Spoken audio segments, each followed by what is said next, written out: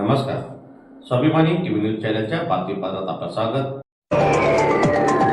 कृषी उत्पन्न बाजार समितीत कांद्याचे दर कोसळल्याने शेतकरी झाला हवालदिल. योग्य दर मिळण्याची शेतकऱ्यांची मागणी.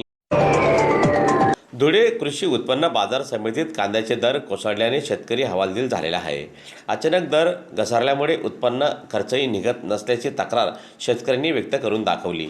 खत, बियाणे, मजुरी आणि वाहतूक खर्च वाढले असताना देखील बाजारात मात्र अपेक्षित दर मिळत नसल्याने शेतकऱ्यांमध्ये नाराजीचे वातावरण निर्माण झालेले असून कांद्याला किमान हमीभाव द्यावा, तसेच शासनाने तातडीने हस्तक्षेप करून बाजारभाव स्थिर करावा अशी मागणी शेतकऱ्यांकडून व्यक्त करण्यात येत आहे. योग्य भाव मिळेल आणि आर्थिक संकटातून दिलासा मिळेल अशी अपेक्षा देखील आज शेतकऱ्यांनी व्यक्त केली आहे. कांदा विक्रेता माझं नाव मधुकर सोनवणे वसमार.